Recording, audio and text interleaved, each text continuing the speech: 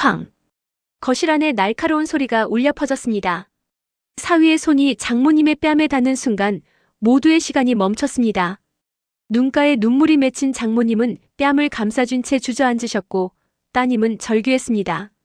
당신 어떻게 엄마한테 이럴 수가 있어요? 온 집안은 얼어붙었고 누구도 입을 열지 못했습니다. 그날 이후 저희 가족은 더 이상 같은 식탁에 앉을 수 없었습니다.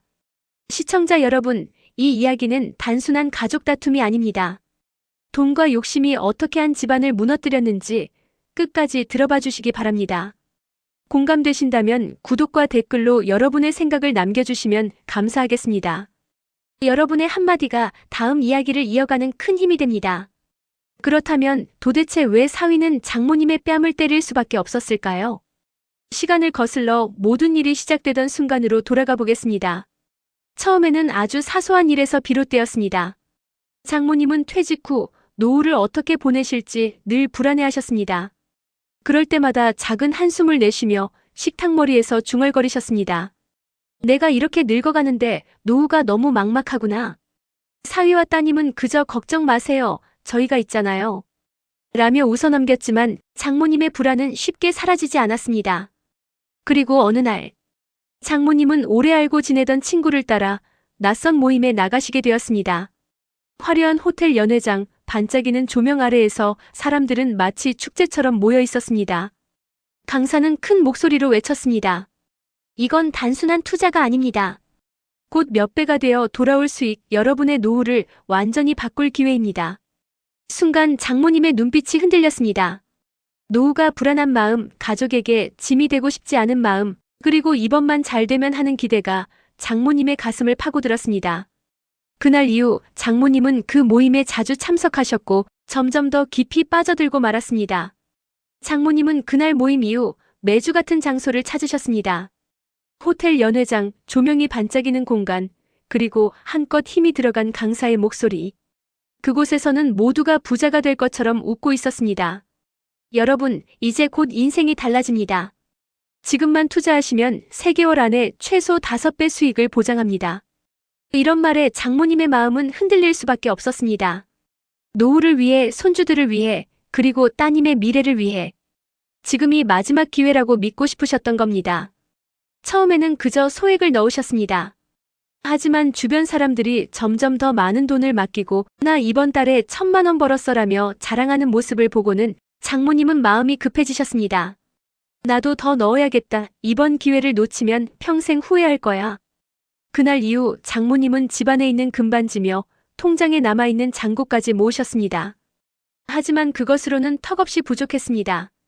결국 장모님은 더 큰 돈을 마련하기 위해 생각지도 못한 선택을 하게 되셨습니다. 바로 따님의 이름으로 대출을 받는 일이었습니다. 어차피 곧 원금도 다 갚을 수 있을 텐데. 딸 이름으로 해도 큰 문제는 없겠지. 나중에 돈이 불어나면 오히려 고맙다고 할 거야. 장모님은 스스로를 그렇게 설득하셨습니다. 은행 창구에 앉아 대출 서류에 사인을 하는 순간 손끝이 떨리고 가슴이 요동쳤지만 동시에 희망으로 가득 차 있었습니다. 그날 밤 장모님은 아무 일 없다는 듯 식탁에 앉아 따님과 사위를 바라보셨습니다. 저 애들이 잘 사는 모습을 보려면 내가 이 정도는 해야지. 스스로 그렇게 되뇌이며 마음을 달래셨습니다. 하지만 문제는 곧 드러나기 시작했습니다. 따님 앞으로 낯선 문자 메시지가 도착했습니다.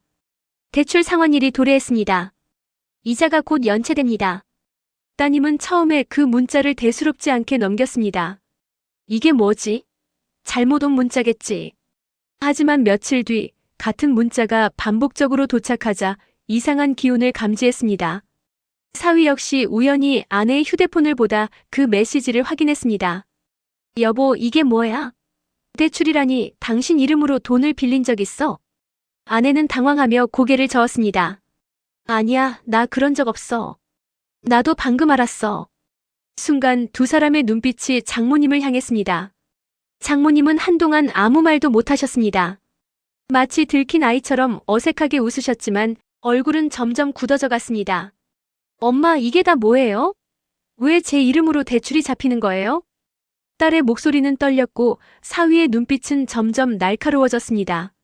장모님의 손끝은 덜덜 떨리고 있었습니다. 그때 장모님은 더 이상 숨길 수 없다는 걸 깨달으셨습니다. 사실은 내가 조금 내 이름으로 돈을 빌렸어. 순간 거실 공기가 얼어붙었습니다. 딸은 충격으로 숨이 막힌 듯 말을 잇지 못했고 사위는 믿을 수 없다는 표정으로 장모님을 바라봤습니다. 엄마, 무슨 소리예요? 제 이름으로 돈을 빌리다니 그게 말이 돼요? 다 너희 잘 되라고 한 거야. 다단계에 투자하면 몇 배가 돼서 돌아온다고 했어. 이거 한 번만 성공하면 너희도 집 사고 나도 노후 준비할 수 있고. 장모님의 목소리는 점점 작아졌습니다. 변명 같기도 하고 간절한 호소 같기도 했습니다. 하지만 사위의 분노는 이미 폭풍처럼 차오르고 있었습니다. 장모님, 이게 장난입니까? 다단계요? 제 아내 이름으로 빚을 내서 그런 데다 돈을 부었다고요? 그날 밤 가족의 평화는 산산이 부서지고 있었습니다. 사위는 더 이상 감정을 주체할 수 없었습니다. 평소에 묵묵히 가장으로서 책임을 다해왔던 그는 장모님의 고백을 듣는 순간 머릿속이 하얘졌습니다. 장모님, 그게 무슨 말씀이십니까? 아내 이름으로 몰래 대출을 내고 그 돈을 다단계에 쏟아부었다고요? 목소리는 떨렸지만 분노와 절망이 섞여 있었습니다.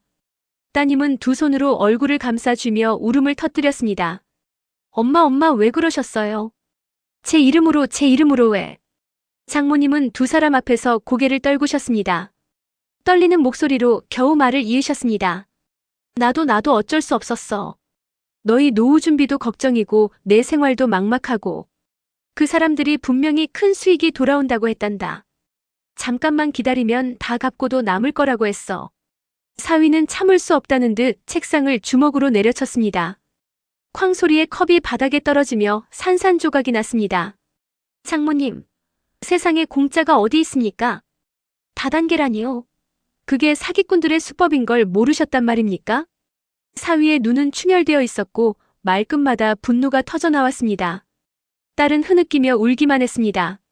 장모님은 마치 죄인이 된 듯 연신 변명 같은 말을 되풀이하셨습니다. 나도 너희 잘 되라고 한 거야. 정말이야. 내가 잘못한 건 알지만 조금만 기다리면 분명히 돈이 들어올 거야. 그럼 너희도 고생 안 하고 집도 사고. 하지만 사위는 더 이상 그 말을 듣고 싶지 않았습니다.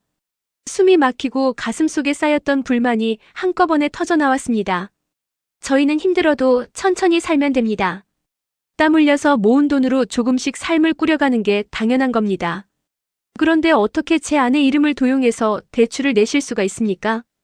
그건 용서받을 수 없는 일입니다. 순간 거실 공기는 칼날처럼 차가워졌습니다. 장모님의 손은 덜덜 떨렸고 눈가에 맺힌 눈물은 뺨을 타고 흘러내렸습니다. 나도 후회한다. 그냥 그 순간에는 그게 옳다고 생각했을 뿐이야. 너희에게 도움이 된다고 믿었어. 하지만 이제는. 사위는 더는 말을 잇지 못하게 손을 내저었습니다. 이제는 늦었습니다. 이미 대출금은 현실이고 이자는 쌓이고 있습니다. 이 집은 앞으로 어떻게 하실 겁니까? 딸은 울먹이며 사위의 팔을 붙잡았습니다. 여보, 제발, 엄마도 실수하신 거야. 우리가 방법을 찾아보자. 이렇게 소리치지 말아요. 그러나 사위의 분노는 쉽게 가라앉지 않았습니다. 그는 속으로 되뇌었습니다. 내 아내의 이름을 이용해 몰래 빚을 지다니. 이건 단순한 실수가 아니다. 이 집안이 무너지는 게 눈앞에 보인다. 그날 밤 집안은 누구 하나 웃지 못한 채 어두운 침묵 속에 잠겨 있었습니다. 사위의 눈빛은 여전히 분노로 이글거렸고 장모님의 눈동자에는 깊은 후회와 두려움이 어른거렸습니다. 그리고 그것은 앞으로 다가올 더 큰 파국의 전조에 불과했습니다. 그날 밤 이후 집안 공기는 무겁게 가라앉았습니다. 사위는 거실 소파에 앉아 말없이 담배만 피워 물고 있었고 따님은 울음을 그치지 못한 채 방 안에 틀어박혀 있었습니다. 장모님은 죄인이 된 듯 방문 앞에서 서성이다가 결국 혼자 부엌 구석에 앉아 한숨만 내쉬셨습니다. 사위의 분노는 쉽게 가라앉지 않았습니다.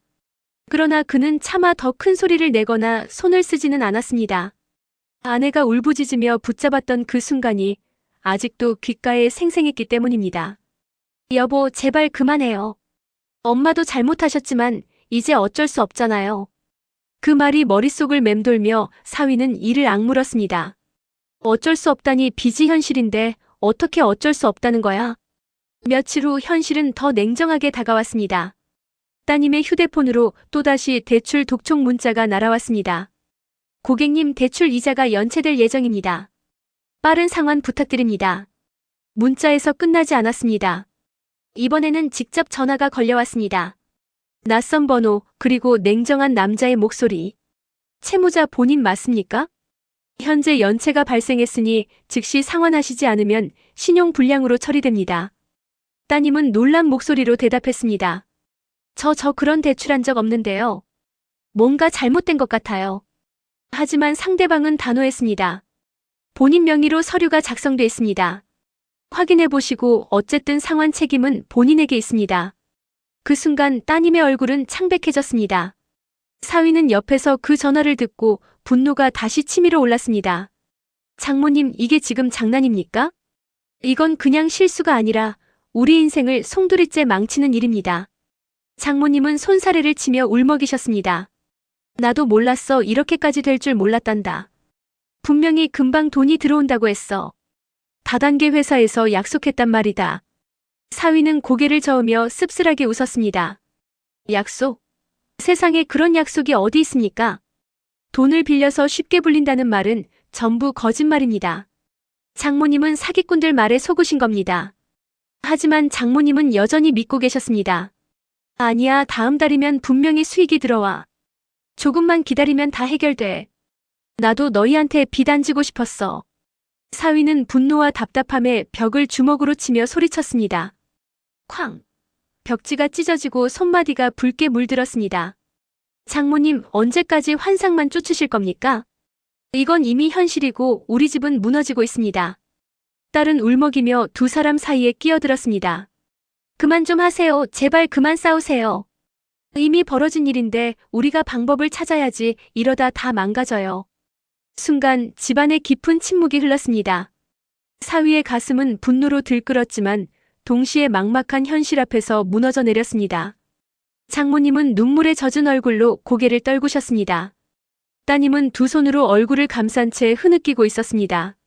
그날 밤 세 사람은 같은 지붕 아래에서 함께 있었지만 서로의 마음은 너무나도 멀리 떨어져 있었습니다. 그리고 더 큰 파국은 아직 시작조차 하지 않은 상태였습니다. 며칠 동안 집안은 숨죽인 듯 조용했습니다. 하지만 정적 속에서도 불안은 점점 더 커지고 있었습니다. 대출 독촉 문자는 멈추지 않았고 매일 같은 번호에서 전화가 걸려왔습니다. 사위는 더는 참을 수 없었습니다. 이대로 있다가는 우리 집안이 정말 망합니다. 제가 직접 확인하러 가겠습니다. 장모님이 말한 그 모임이 어디입니까? 장모님은 당황한 표정으로 손사래를 치셨습니다. 아니야, 거긴 괜찮은 곳이야. 정말이야. 내가 다음 모임에 가면 수익금 배당도 받을 거라고 했어. 하지만 사위는 단호했습니다. 말로만 듣고는 믿을 수 없습니다. 제가 직접 가서 확인하겠습니다. 그렇게 해서 사위는 장모님과 함께 모임 장소를 찾았습니다. 번쩍이는 호텔 연회장, 현수막에는 굵은 글씨가 적혀 있었습니다. 성공한 사람들의 모임. 한 번의 선택이 인생을 바꿉니다. 강단 위에서는 잘 차려입은 강사가 마이크를 잡고 있었습니다. 여러분, 이번 달에만 수익률이 200%를 넘겼습니다. 여기 계신 분들, 실제로 돈을 벌고 계신 분들 손들어 보세요. 사람들이 우르르 손을 들며 환호성을 질렀습니다.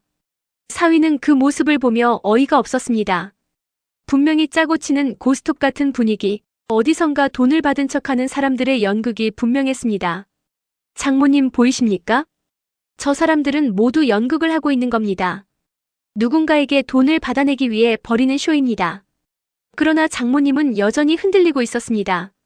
아니야, 저 사람들 표정 보라고 해. 진심이잖아. 나만 조금만 더 버티면 우리도 저렇게 될 수 있어.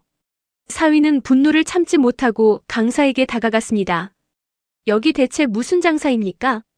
이렇게 많은 사람들 상대로 거짓말을 하고 있는 게 아닙니까? 강사는 미소를 지으며 태연하게 말했습니다. 손님, 오해하지 마세요. 저희는 합법적인 투자 시스템을 운영하고 있습니다. 혹시 수익을 못 보셨다면 아직 시간이 덜 지난 겁니다. 사위는 이를 악물며 대꾸했습니다. 시간이 지나면 뭐가 달라집니까? 이미 원금도 잃고 가족관계까지 무너지고 있는데. 주변 사람들이 웅성거렸습니다. 누군가는 사위를 말리려 했고 누군가는 저 사람 말이 맞다라며 고개를 끄덕였습니다. 순식간에 연회장은 소란스러워졌습니다. 결국 보안 요원이 나타나 사위를 밖으로 밀어냈습니다. 사위는 억울했지만 동시에 확신이 들었습니다. 이건 사기다. 장모님은 완전히 속으신 거다. 밖으로 나온 사위는 장모님을 똑바로 바라보며 말씀드렸습니다. 장모님 이제 아시겠습니까? 저 안은 전부 사기꾼들입니다. 우리를 위해서가 아니라 오로지 자기 배를 불리기 위해 이런 쇼를 하는 겁니다. 장모님의 눈빛이 흔들렸습니다. 하지만 여전히 완전히 믿지는 못하는 표정이었습니다. 정말 그런 걸까? 내가 지금까지 바쳐온 돈이 전부 사라진 걸까? 사위는 깊은 한숨을 내쉬며 고개를 끄덕였습니다. 네, 장모님. 현실을 받아들이셔야 합니다. 우리가 막지 않으면 이 빚은 점점 더 커지고 우리 가족을 집어삼킬 겁니다. 그 순간 장모님의 눈가에 눈물이 맺혔습니다. 자신이 벌인 일이 얼마나 큰 실수였는지 이제야 조금씩 깨닫기 시작하신 것이었습니다. 하지만 그 깨달음은 너무 늦게 찾아온 것이었습니다. 집으로 돌아온 장모님의 표정은 깊은 어둠에 잠겨 있었습니다. 거실 한쪽 구석에 앉아 두 손을 무릎 위에 올려놓은 채 가만히 창밖만 바라보셨습니다. 희망이라 믿었던 것이 무너지고 남은 건 빚과 가족의 원망뿐이라는 사실이 뼛속까지 파고들었습니다. 정말 내가 사기에 속은 걸까? 아니야, 분명히 돈이 들어올 거야. 저 사람들이 거짓말을 할 리 없어. 장모님은 스스로를 다독이며 눈을 질끈 감으셨습니다. 하지만 떠오르는 장면은 연회장에서 마이크를 잡고 떠들던 강사의 허황된 말뿐이었습니다. 곧 몇 배로 돈이 들어온다던 그 목소리가 메아리처럼 울렸지만 이제는 그것이 희망이 아니라 조롱처럼 들렸습니다. 그날 밤 장모님은 좀처럼 잠을 이루지 못하셨습니다. 뒤척이며 한숨을 내쉬고 결국 베개를 눈물로 적셨습니다. 머릿속에서는 내가 왜 그랬을까라는 후회와 혹시 아직 괜찮을지도 모른다는 억지 희망이 뒤엉켰습니다. 새벽녘 휴대폰이 울렸습니다. 대출 상환일이 도래했습니다. 즉시 상환하지 않으면 연체로 처리됩니다. 문자를 본 장모님의 손은 덜덜 떨렸습니다. 숨이 막혀오고 가슴이 조여왔습니다. 아직 아무에게도 말하지 않은 또 다른 대출이 있다는 사실이 그녀를 더 깊은 절망으로 몰아넣었습니다.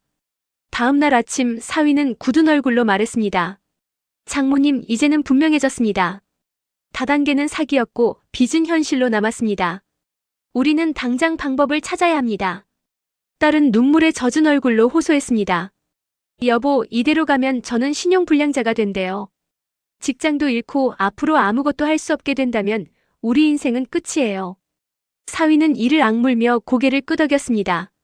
은행과 협상을 하든 변호사를 찾든 방법을 마련해야 합니다. 하지만 분명한 건 장모님은 이제 더 이상 돈에 손대셔서는 안 됩니다. 장모님은 죄 지은 듯 고개를 푹 숙이셨습니다. 내가 우리 집안을 이렇게 망치다니.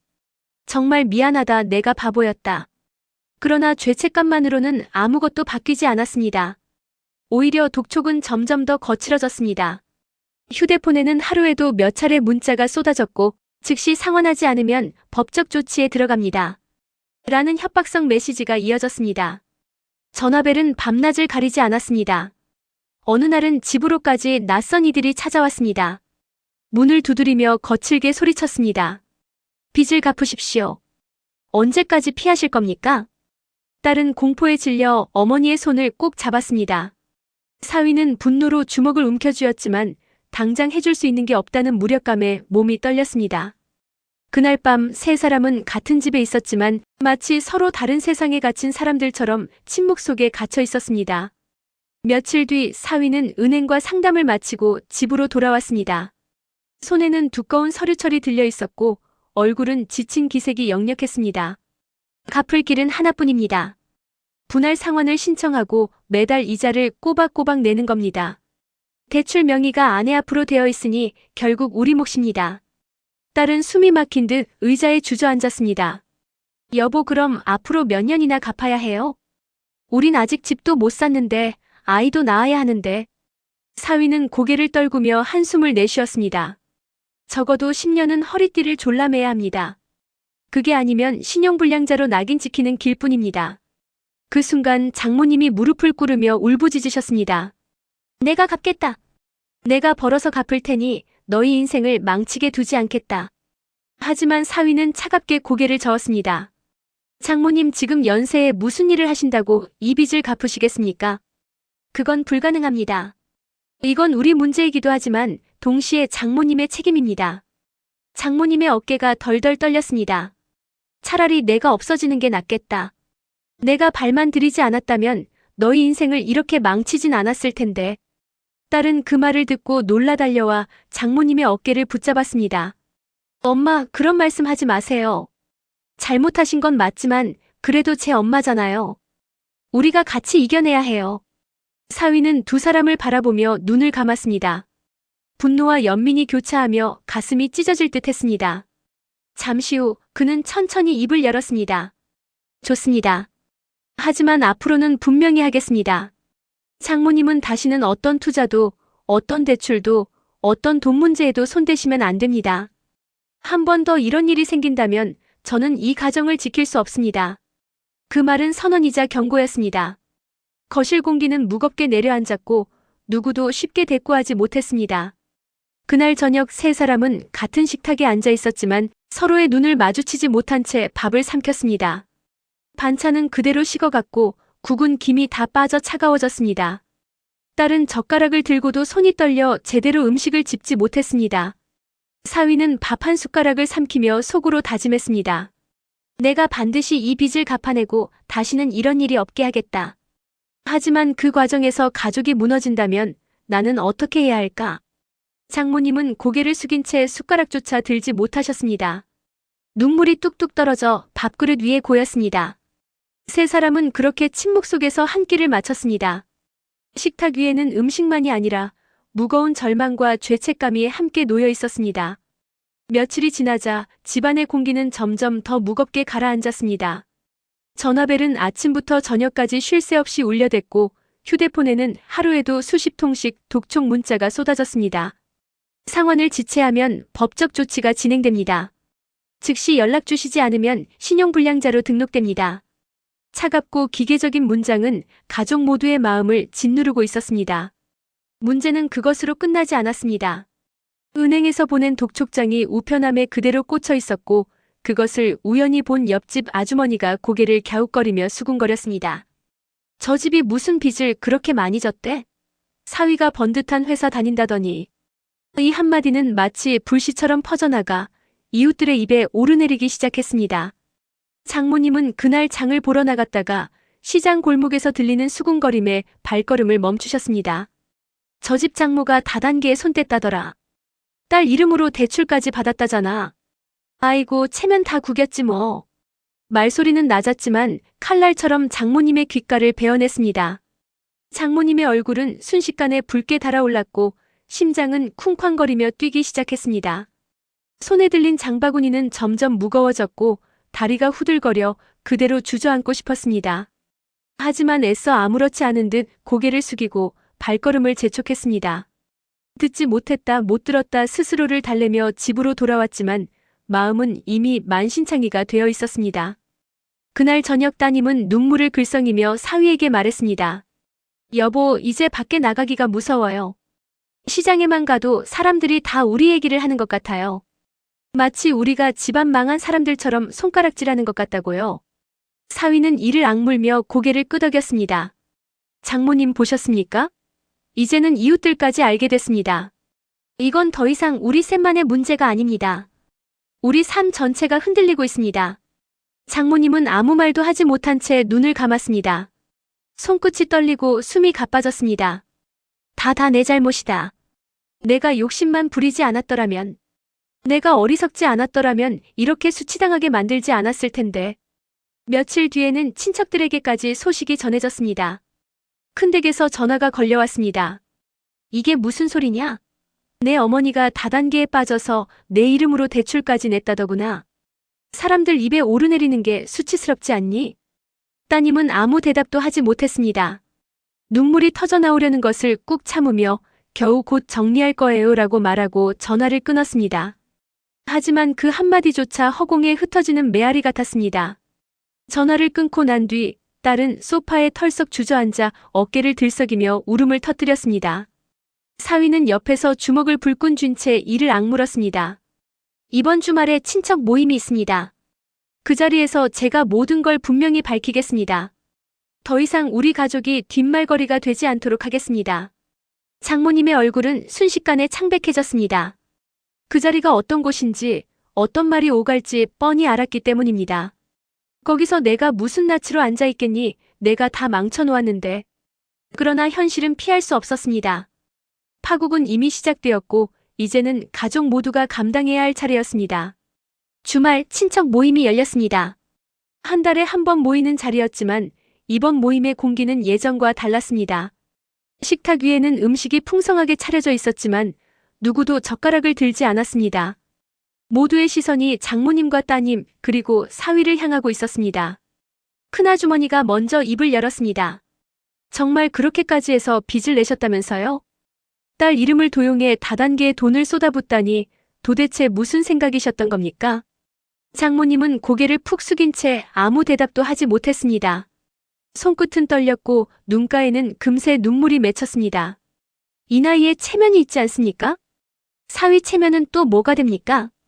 집안 망신도 이런 망신이 없어요. 다른 친척들도 한마디씩 보탰습니다. 아니, 그렇게 욕심이 많으셔서야. 다 늙어서 무슨 돈 욕심입니까? 사위 고생시키는 것도 정도가 있지요. 이제야 알았지만 예전에도 뭔가 수상쩍더라니. 말들은 점점 날카로워졌습니다. 딸은 더 이상 듣고만 있을 수 없었습니다.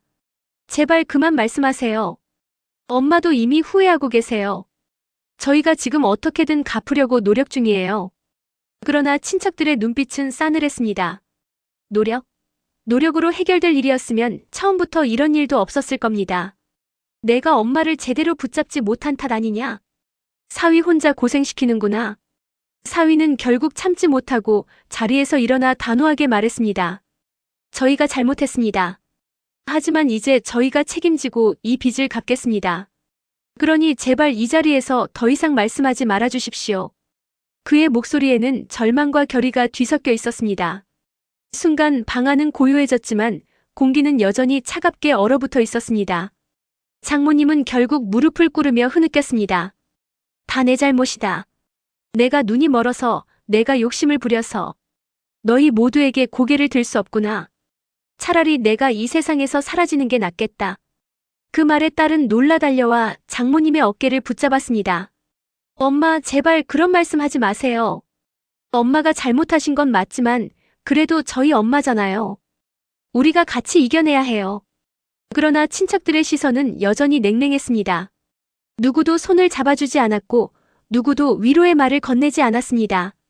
그저 냉정한 침묵과 싸늘한 공기만이 식탁을 채웠습니다. 집으로 돌아오는 길, 차 안은 무거운 정적에 휩싸였습니다. 딸은 흐느끼며 말했습니다. 여보, 우리 이제 어떻게 해야 해요? 엄마는 친척들 앞에서 무릎까지 꿇으셨는데 이 수치와 빚을 우리가 다 안고 살아야 한다니. 사위는 한참 동안 대답하지 않았습니다. 그저 핸들을 꽉 쥔 채 앞만 바라봤습니다.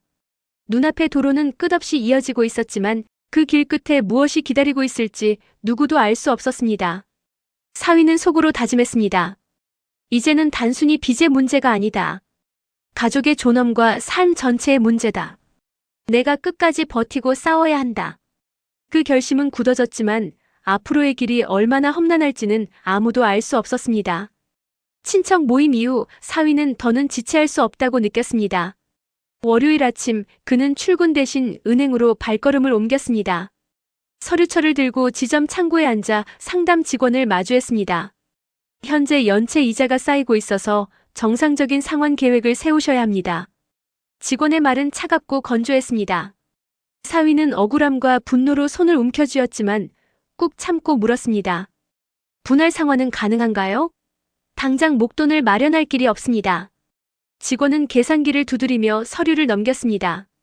이 조건이라면 앞으로 최소 10년은 꼬박꼬박 내셔야 합니다. 그마저도 연체가 반복되면 법적 조치로 넘어가게 됩니다. 사위는 머리가 어지러워 눈앞이 뿌옇게 변했습니다. 10년이라니.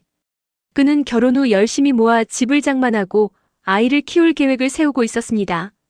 하지만 이제는 모든 계획이 물거품이 되어버린 듯 했습니다. 집으로 돌아오는 길, 그는 분노와 절망을 사귀지 못했습니다. 현관문을 열자마자 목소리가 터져나왔습니다. 장모님, 이게 다 뭡니까? 앞으로 10년 동안 저희가 이 빚을 짊어지고 살아야 한답니다. 이제 집도 아이도 미래도 모두 물거품입니다. 딸은 울먹이며 남편의 팔을 붙잡았습니다.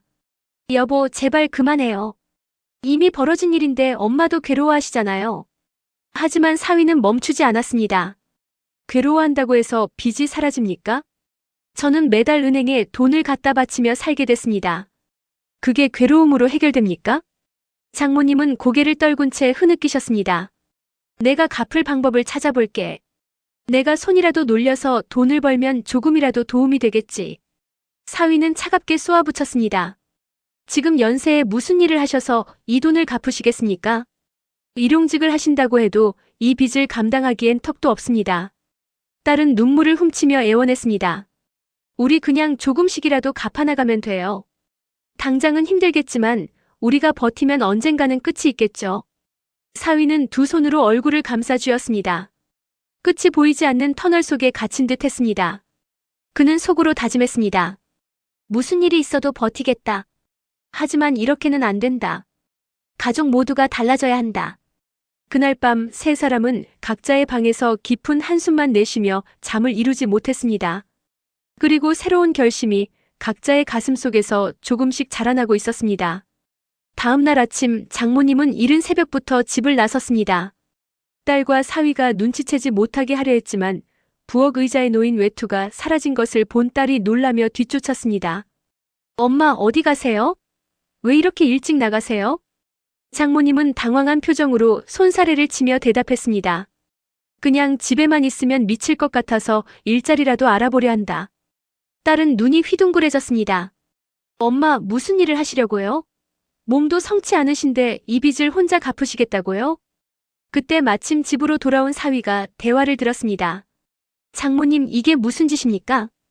지금 나이와 몸 상태로 무슨 돈을 벌겠다고 일을 나가십니까? 차라리 우리를 더 힘들게 만드실 뿐입니다. 장모님은 울먹이며 고개를 저었습니다. 아니다. 내가라도 나서야 해. 내가 벌어온 돈으로 조금이라도 갚아야 너희가 덜 힘들지 않겠니? 사위의 목소리는 점점 날카로워졌습니다. 장모님이 지금 일을 나가서 벌 수 있는 돈은 고작해야 푼돈입니다. 이 빚 앞에서는 티도 안 나는 돈이에요. 차라리 집에 계시는 게 더 도움이 됩니다. 딸은 두 사람 사이에 끼어들며 애원했습니다. 제발 그만하세요. 엄마도 죄책감 때문에 그러시는 거잖아요. 우리 셋이 함께 방법을 찾아야지 서로 탓하고 싸우기만 하면 어떻게 해요. 하지만 장모님은 눈물을 글썽이며 고집을 꺾지 않으셨습니다. 내가 아무것도 안 하고 가만히 있으면 나는 숨이 막혀 죽을 것 같아. 내 손으로 망친 집안인데 내가 땀 흘려서라도 조금은 갚아야 마음이 편할 것 같아. 사위는 깊은 한숨을 내쉬며 고개를 흔들었습니다. 장모님, 죄책감은 이해합니다. 하지만 감정만으로 움직이면 더 큰 화를 불러옵니다. 제가 방법을 찾아보겠습니다. 은행, 변호사, 심지어 파산 신청까지. 모든 길을 다 알아보고 결정하겠습니다. 딸은 눈물이 고인 채 두 사람의 손을 붙잡았습니다. 우리 이 집안 무너지게 두지 말아요. 돈보다 중요한 건 우리 세 사람이 함께 버티는 거예요. 잠시의 침묵 끝에 장모님은 마침내 고개를 끄덕이셨습니다. 그러나 그 눈빛에는 여전히 깊은 죄책감과 불안이 가득했습니다.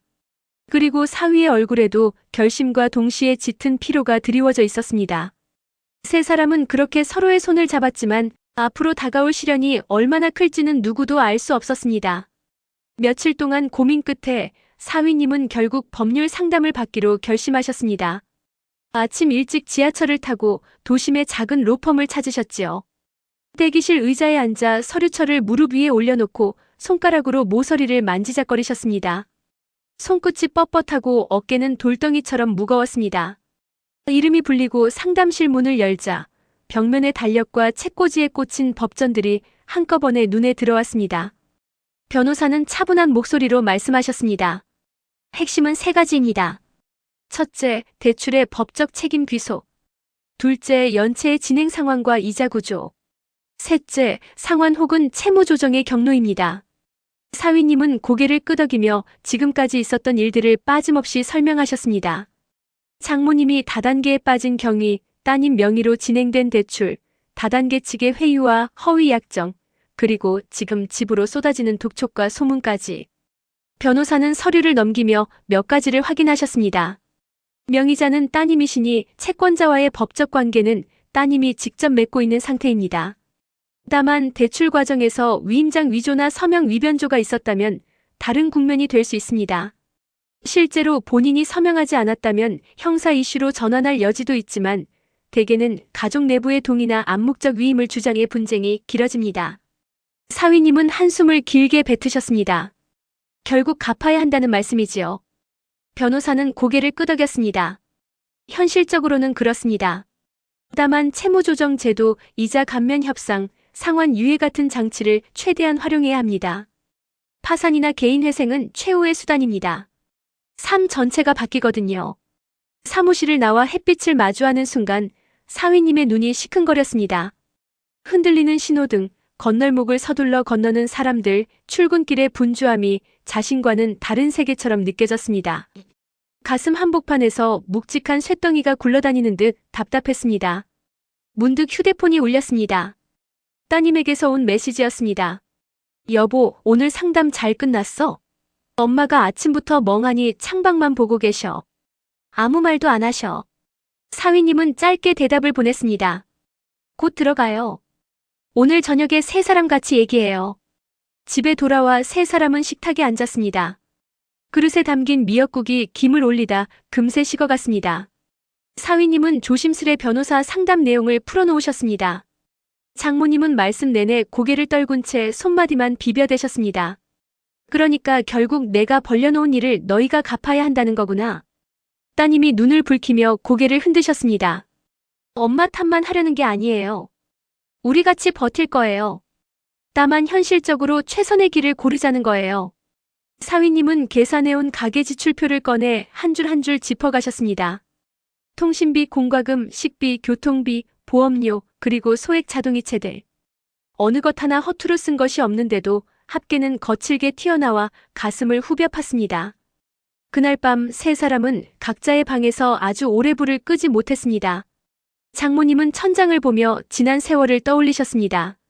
시장 좌판에서 하루 종일 서 있던 날들, 허리 통증을 참으며 딸의 학원비를 챙기던 밤들, 남편이 세상을 떠난 뒤 외로움이 들러붙은 세월. 내가 왜 그랬을까? 왜 마지막이라 믿었을까? 눈물이 베개를 적셨습니다. 따님은 결혼 앨범을 펼쳤습니다. 흰 드레스에 자신과 어깨를 펴고 선 남편, 그 옆에서 환하게 웃던 엄마의 얼굴. 그때에는 누구도 몰랐습니다.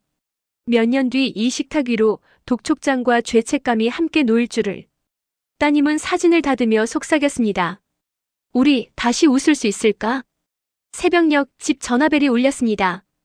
4번, 5번 울리다 끊겼고 곧 휴대폰에 메시지가 도착했습니다. 금일 중 연락 바람. 연체 이자 발생.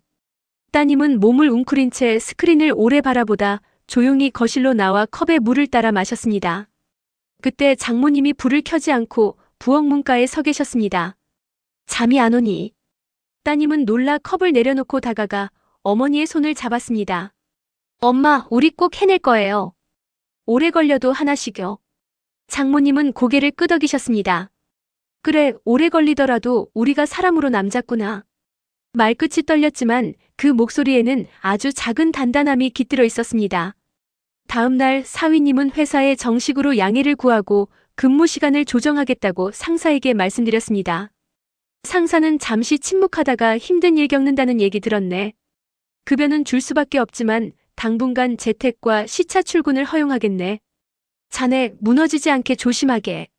사위님은 고개를 깊이 숙였습니다. 돌아오는 길 엘리베이터 거울 속에 자신의 눈빛은 어딘가 굳어 있었지만 이전과 달리 흐트러지지 않았습니다. 그는 마음속으로 조용히 다짐하셨습니다. 버티자. 숫자와 시간을 관리하고 말과 감정을 가다듬자. 오늘 하루를 이기면 내일 하루도 이길 수 있다. 저녁 식탁 위에는 노트와 계산기가 다시 펼쳐졌습니다. 지출을 줄이는 항목 옆에 작은 동그라미가 붙었습니다. 필요 없는 구독 서비스 해지, 자동차 대신 대중교통 이용, 외식 줄이기, 소소한 낭비 습관 끊기. 장모님은 조심스럽게 말씀하셨습니다. 내가 아는 반찬 가게에서 일손이 부족하다더구나. 오래 서 있진 못해도 야채 다듬고 포장하는 일은 할 수 있지 않겠니? 사위님은 망설이다 고개를 끄덕였습니다. 조건이 괜찮으면 너무 무리하지 않는 선에서요. 다만 쉬는 날은 꼭 쉬셔야 합니다. 따님은 메모에 엄마 주 3회 4시간이라고 적고 그 옆에 작은 하트를 그려 넣었습니다. 세 사람의 눈빛이 조심스럽게 마주쳤습니다. 완벽하지 않지만 오늘을 버티기 위한 첫 번째 계획표가 완성되는 순간이었습니다. 밤이 깊어가자 창밖의 바람이 간헐적으로 유리창을 두드렸습니다. 집은 여전히 조용했고 빛과 소문은 여전히 그 자리에 있었지만 세 사람의 마음 어딘가에 아주 작은 등불 하나가 켜졌습니다. 그 불빛은 흔들렸지만 쉽게 꺼지지 않았습니다. 그리고 그 등불을 지키려는 마음이 다음 날의 문을 천천히 열고 있었습니다. 다음 주 초 장모님은 약속한 대로 동네 반찬 가게에 나가셨습니다. 가게는 새벽부터 분주했습니다. 스테인리스 작업대 위에서 칼이 규칙적으로 도마를 두드리는 소리, 큰 솥에서 김이 피어오르는 소리, 진열장 유리문을 닫을 때 나는 맑은 소리까지 모든 소리가 장단처럼 얽혀 있었습니다. 장모님은 앞치마를 두르고 마스크를 고쳤으며 사장님께 인사를 올렸습니다. 제가 오래 버티진 못하지만 손빠른 일은 자신 있습니다. 사장님은 웃으며 고개를 끄덕이셨습니다. 천천히 하셔도 돼요. 중요한 건 꾸준함이에요. 다듬을 시금치가 바구니째 밀려오고 장모님의 손끝이 분주하게 움직였습니다. 손가락 마디마디가 저려왔지만 마음속에는 오랜만에 정확하고 분명한 리듬이 생겨났습니다. 나는 지금 도움이 되고 있다. 그 생각이 어깨를 조금 가볍게 만들었습니다. 오후가 되어 따님이 들렀습니다. 작은 꽃다발과 따뜻한 유자차를 들고 가게 문을 조심스레 열었습니다. 엄마 잠깐 얼굴 보러 왔어요. 장모님은 놀란 듯 웃으시며 손을 털고 다가오셨습니다. 아이고 무슨 꽃이냐. 따님은 꽃을 유리병에 꽂으며 속삭였습니다. 엄마가 여기서 서 있는 게 우리 집을 세우는 일이에요. 가장 큰 일을 하고 계신 거예요. 장모님의 눈가가 젖어들었습니다. 그 순간 사소한 자존감의 불씨가 다시 켜지는 듯 했습니다. 그래, 나는 망치기만 한 사람이 아니다. 나는 지금 다시 쌓고 있다. 한편 사위님은 회사에서 돌아오는 길에 은행을 또 들르셨습니다. 지난주 상담의 후속 절차로 상환 유예 요청과 이자 감면 협상안을 제출하셨지요. 직원은 여전히 건조했지만 지난번보다 조금 부드러운 말투로 서류가 깔끔합니다. 심사에 시간이 걸리지만 긍정적으로 검토될 가능성이 있습니다. 라고 말했습니다. 그 짧은 한 줄이 사위님의 어깨에서 무게 한 줌을 덜어냈습니다. 저녁 무렵 엘리베이터 안거울을 보며 그는 자신에게 말했습니다. 오늘은 조금 나아졌다. 집에 돌아오니 따님이 가계부를 정리하고 있었습니다. 영수증들이 날짜별로 착착 붙어 있고 메모에는 작은 글씨로 절약 팁이 적혀 있었습니다. 세제 묶음 구매보다 리필이 싸다. 주말 전기요금 피크 조심. 점심 도시락 2통 미리 준비. 사위님은 의자에 앉아 조용히 페이지를 넘겨보셨습니다. 모든 글씨가 단단했습니다. 고맙습니다.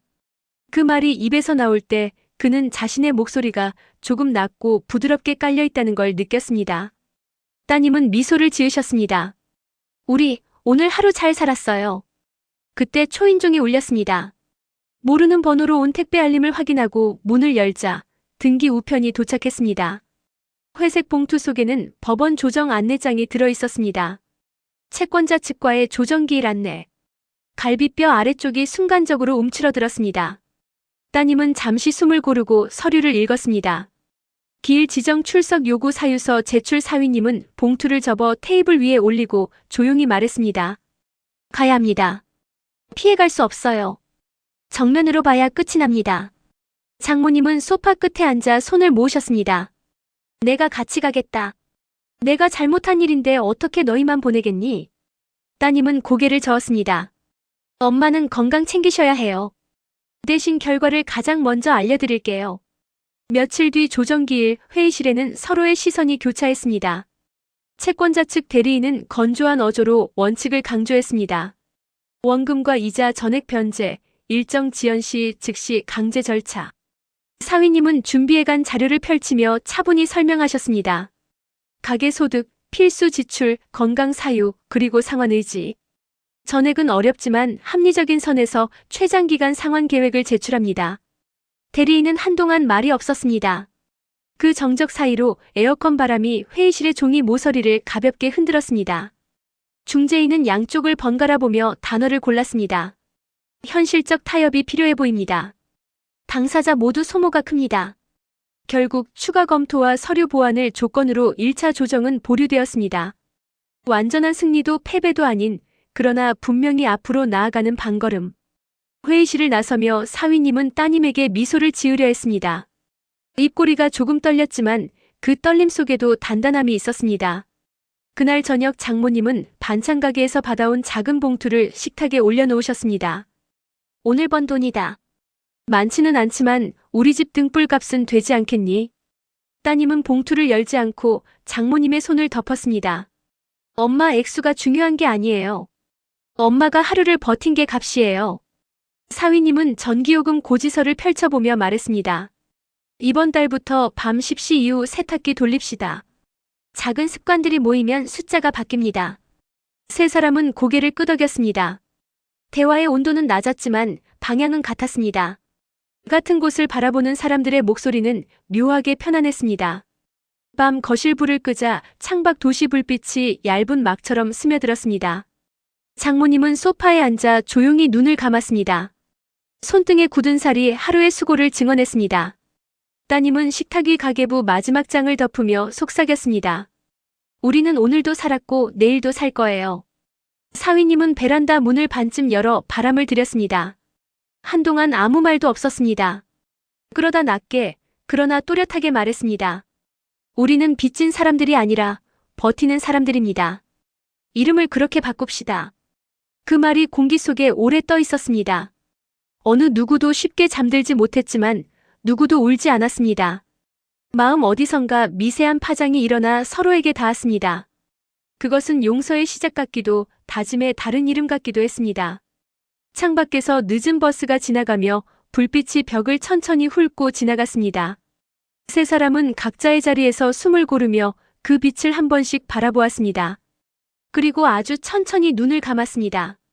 다음 장을 향해 넘어가는 책장처럼 그들의 밤도 소리를 내지 않고 넘어가고 있었습니다. 조정 1차가 보류된 뒤 며칠 동안 집안은 조용하지만 분주했습니다. 장모님은 반찬 가게로 나가는 날이면 새벽 공기를 먼저 마시고 돌아오는 길에는 작은 단팥빵을 2개 사오셨습니다. 하나는 따님에게, 하나는 사위님에게. 빵을 식탁 위에 올려놓을 때마다 장모님은 어색한 미소로 말씀하셨습니다. 오늘도 무사히 다녀왔다는 표시다. 따님은 그 말에 고개를 끄덕이셨습니다. 엄마가 무사히 다녀오신 게 가장 큰 수확이에요. 사위님은 빈말을 하지 않으셨습니다. 대신 쓰레기 봉투를 묻고 분리수거함으로 향했습니다. 혀끝까지 올라온 말들이 있었지만 그는 그 말들을 숫자처럼 정리해 서랍에 넣어두는 법을 조금씩 배우고 있었습니다. 둘째 주 수요일 은행에서 전화가 왔습니다.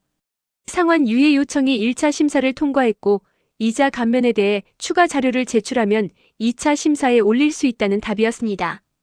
따님이 수화기를 내려놓으며 숨을 길게 내쉬셨습니다. 가능성이 있대요. 완전히 되는 건 아니지만 길이 열렸대요. 장모님은 그 말을 듣고 의자에서 벌떡 일어나셨다가 다시 천천히 앉으셨습니다. 길이 있구나, 우리가 걸을 길이. 사위님은 달력을 펼치고 기일을 체크하셨습니다. 검은 잉크로 작은 동그라미를 그리며 말씀하셨습니다. 그날까지 빠뜨리지 않고 서류를 보태겠습니다.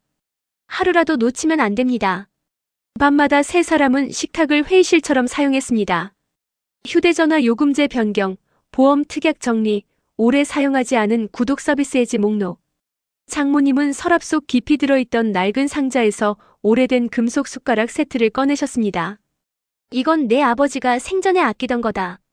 쓰진 못해도 지금은 여기에 놓자. 그 상자는 상징처럼 식탁 구석에 놓였고 세 사람은 가끔 그 상자를 바라보며 말수만 줄였습니다.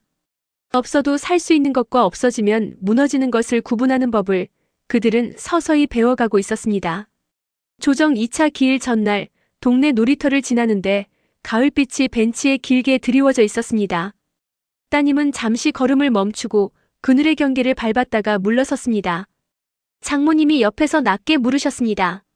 너 무섭니대? 따님은 고개를 끄덕이셨습니다. 네. 하지만 엄마가 더 무서울 것 같아요. 장모님은 대답 대신 딸의 손등을 감싸 주셨습니다. 손바닥에 굳은 살이 거칠었지만 따뜻했습니다. 무서우면 같이 가는 거다. 그 말은 오래 울림을 남겼습니다. 다음 날 조정실에 들어서자 공기의 냄새부터 달랐습니다. 종이와 잉크, 오래된 가죽 의자에서 풍겨나오는 묵은 냄새. 대리인은 여전히 원칙을 들이밀었습니다.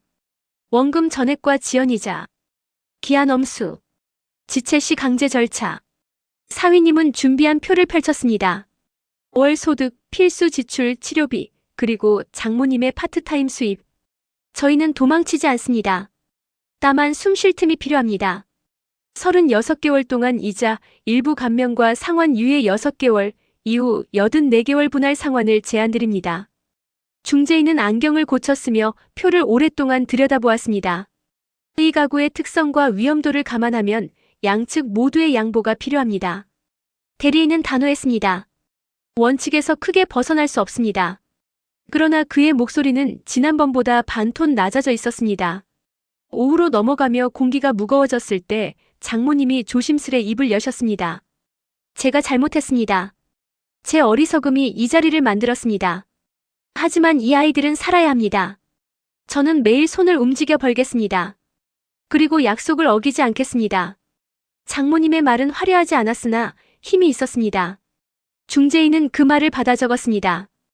긴 정적 끝에 대리인이 타협안을 제시했습니다. 연체이자 일부 감면 상환 유예 3개월, 이후 96개월 균등 분할. 대신 중도 연체 시 유예 효력 즉시 상실. 사위님은 고개를 들어 따님을 보셨습니다. 따님의 눈동자에 망설임과 결의가 동시에 비쳤습니다. 감당할 수 있겠어요? 네. 감당하겠습니다. 그 대답은 단단했고 그 단단함이 방의 온도를 아주 조금 바꾸어 놓았습니다.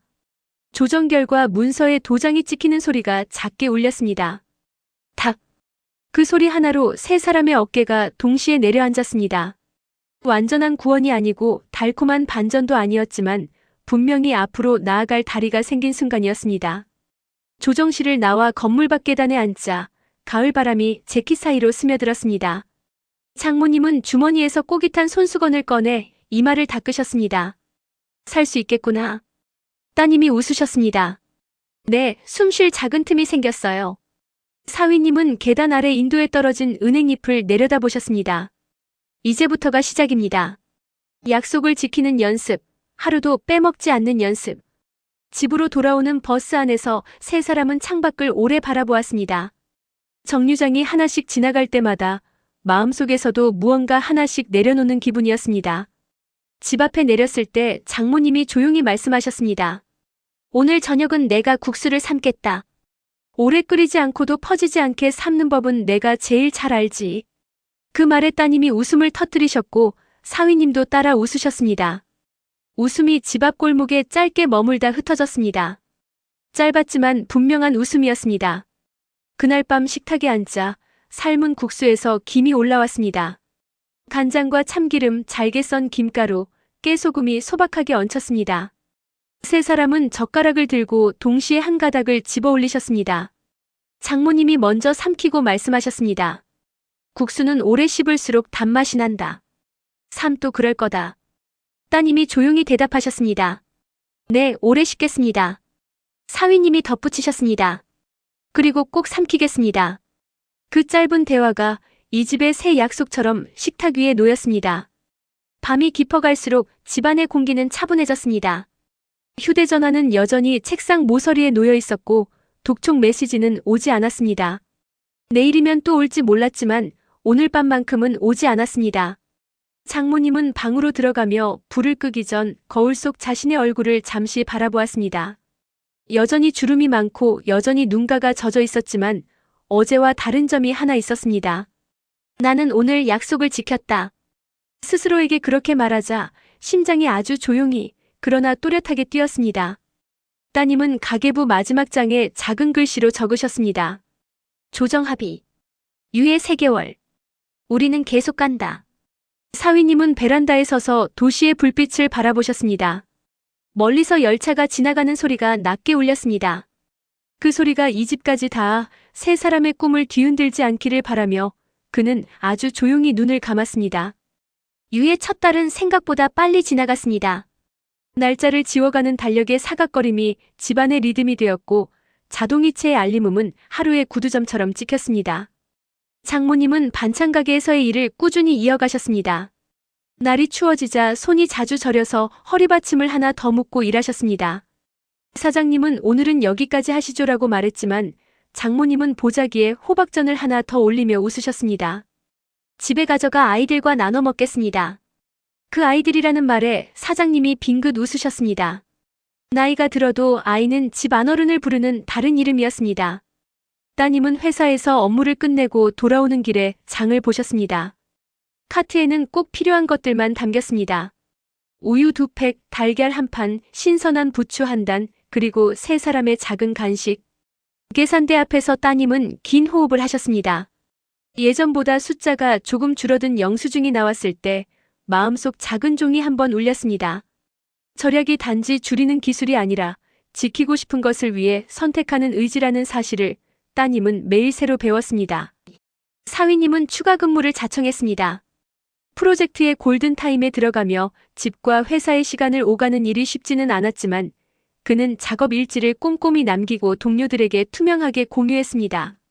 일의 리듬을 잃지 않는 것이 결국 집의 리듬을 지키는 일이라는 걸 그는 안고 있었습니다. 점심시간이면 그는 짧게 산책을 했습니다. 차가운 바람이 광대뼈를 스치면 정신이 맑아졌습니다. 돌아오는 길에 그는 휴대폰 메모에 오늘의 지출과 내일의 할 일을 적었습니다. 오늘도 내일도. 그 두 단어가 메모의 첫 줄을 늘 차지했습니다. 둘째 달 초 조정 결과 확정 통보가 도착했습니다.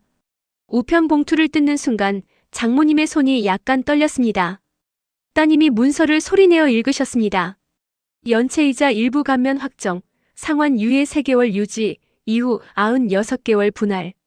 중도 연체 시 혜택 상실. 성실 상환 24개월 경과 시 재조정 검토 가능. 사위님은 조용히 고개를 끄덕이셨습니다. 우리가 약속을 지키면 2년 뒤에 또 한 번 숨을 고를 수 있겠군요. 장모님은 눈을 감고 한 번 아주 길게 숨을 들이마셨다가 내쉬셨습니다. 숨을 쉴 수 있구나. 그날 저녁 세 사람은 작은 축하를 하셨습니다. 장모님이 삶은 감자를 큰 접시에 담고 따님이 다시마 간장을 곁들였습니다. 사위님은 김치통에서 빨간 김치를 꺼내 얇게 썰었습니다. 별다를 것 없는 식탁이었지만 세 사람은 그 식탁에서 오늘을 오래 씹었습니다. 식사를 마친 뒤 따님이 조심스레 말문을 여셨습니다. 엄마, 우리 내일 주말에 잠깐 뒷산에 다녀올까요? 햇빛을 좀 쬐고 싶어요. 장모님은 망설이다 미소를 지으셨습니다. 그래, 햇빛을 오래 안 쬐었구나. 사위님이 고개를 끄덕이셨습니다. 같이 갑시다. 올라갈 때는 천천히, 내려올 때는 더 천천히. 다음 날 뒷산 산책로의 흙냄새가 코끝에 닿았습니다. 나뭇잎 사이로 햇빛이 부서져 내려와 길 위에 얼룩을 만들었습니다. 장모님은 숨이 조금 가빴지만 발걸음을 멈추지 않으셨습니다. 젊을 때는 이런 길이 참 쉬웠다. 따님이 옆에서 웃으셨습니다. 지금도 쉬워요. 같이 걸으면 쉬워져요. 사위님은 뒤에서 물병을 흔들어 보이셨습니다. 물 마시고 잠깐 앉았다 갑시다. 그늘 벤치에 앉자 바람이 땀을 식혀주었습니다. 멀리 도시가 펼쳐져 있었고 그 도시 한가운데 이들의 작은 집이 있을 터였습니다. 장모님은 그 풍경을 바라보다 조용히 말씀하셨습니다. 저 넓은 데서 우리가 매일 싸우고 또 매일 화해하겠구나. 따님은 장모님의 어깨에 머리를 살짝 기대셨습니다. 매일 조금 덜 싸우고 조금 더 화해해요. 산책을 마치고 집으로 돌아오니 우편함에 동네 소식지가 꽂혀 있었습니다. 소식지 한쪽에는 무료 재무 상담 안내가 실려 있었습니다. 따님은 그 안내를 찢어지지 않게 조심스레 떼어내어 냉장고에 붙였습니다. 다음 달에 한번 가볼까요? 사위님이 맞장구를 치셨습니다. 해볼 수 있는 건 다 해봅시다. 배우면 잃는 게 없습니다. 장모님은 소식지를 한 번 더 쓰다듬고 방으로 들어가셨습니다. 거울 앞에서 머리칼을 빗다가 문득 빗을 내려놓고 양손으로 얼굴을 감싸주셨습니다. 눈물이 다시 고였지만 이번 눈물은 처음에 그것과 조금 달랐습니다. 부끄러움과 후회의 염분에 고마움과 다짐의 미세한 단맛이 섞여 있었습니다. 살자. 장모님은 작게, 그러나 분명히 그렇게 말씀하셨습니다. 밤이 찾아오자 세 사람은 각자의 자리에서 조용히 하루를 접었습니다. 따님은 가계부 첫 장에 새 제목을 적으셨습니다. 상환 달력 196. 그 숫자가 아득하게 느껴졌지만 그녀는 그 아득함을 매일의 작은 동그라미로 나눌 수 있다는 것을 이미 알고 계셨습니다. 사위님은 침대맡 탁자에 작은 메모를 붙이셨습니다. 감정은 낮게, 약속은 높게. 눈을 감기 전 그 문장을 한 번 읽고 숨을 고르셨습니다. 장모님은 불을 끄고 누우셨습니다. 어둠 속에서 귀가 더 밝아져 집의 작은 소리들이 선명하게 들렸습니다. 냉장고 모터가 돌아가는 소리, 옆방에서 이불이 한 번 뒤척이는 소리, 창밖에서 신호등이 바뀌며 내는 전류의 아주 낮은 윙 소리. 그 모든 소리가 이상하게도 안심을 주었습니다. 우리는 살아있다. 시청자 여러분, 이 이야기는 눈부신 기적의 드라마가 아닙니다. 하루아침에 모든 것이 해결되는 반전도 없습니다. 그 대신 오늘을 버티는 법, 약속을 지키는 법, 서로를 다시 사람이라고 불러주는 법을 배워가는 기록입니다. 돈이 가족을 흔드는 순간이 분명히 있지만 사람의 손이 다시 서로를 붙잡는 순간 또한 있습니다. 우리가 잃지 말아야 할 것은 빚이 없는 삶이 아니라 사람을 잃지 않는 삶이라는 사실을 이 집은 조금 늦게 깨달았을 뿐입니다. 혹시 이 사연이 여러분의 마음을 스쳤다면 오늘 밤 아주 작은 약속 하나를 세워보시길 바랍니다. 불필요한 한 가지를 줄이고 꼭 필요한 한 사람에게 전화를 걸고 잠들기 전에 우리 내일도 살아보자 하고 속삭이는 약속. 그 약속들이 모여 언젠가 여러분의 식탁 위에도 따뜻한 김이 다시 오르기를 바랍니다. 저희는 다음 이야기에서 또 인사드리겠습니다. 구독과 댓글 여러분의 한 줄이 이 이야기를 계속 걷게 합니다. 고맙습니다.